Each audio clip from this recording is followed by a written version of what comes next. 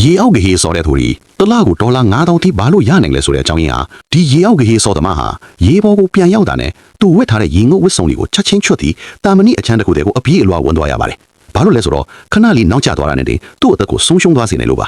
လူတစ်ယောက်ဟာပြင်းထန်တဲ့ဖိအားရှိတဲ့ရေအောက်မှာအလုပ်လုပ်တဲ့အခါအသက်ရှူလိုက်တဲ့ဓာတ်ငွေတွေကနိုက်ထရိုဂျင်ပမာဏအများအပြားဟာသွေးနဲ့ခန္ဓာကိုယ်တရှိုးတွေထဲမှာဖြိုးဝင်သွားပါတယ်အကယ်၍သူတို့ကရေပေါ်ကိုအယမ်းမြန်ပြန်တက်လာမယ်ဆိုရင်အပြင်ကဖိအားကရုတ်တရက်ကျဆင်းသွားပါတယ်အဲ့ဒီအခါမှာကိုယ်ထဲမှာပျော်ဝင်နေတဲ့ဓာတ်ငွေတွေဟာဆိုတာဘူးလင်းဖွင့်လိုက်သလိုမျိုးခန္ဓာကိုယ်ထဲကနေပြန်ထွက်လာပါတော့တယ်အခြေအနေသိမဆိုးရင်တော့ခေါင်းမိုးတာအော့အန်တာမျိုးဖြစ်တတ်ပေမဲ့အခြေအနေပြင်းထန်သွားရင်တော့အဲ့ဒီဓာတ်ငွေပူပေါင်းလေးတွေဟာသွေးကြောတွေကိုပိတ်ဆို့ပစ်လိုက်ပြီးအထက်သေးဆုံးတဲ့အထိထည့်နိုင်ပါတယ်ဒါကို decompression sickness လို့ခေါ်ပါတယ်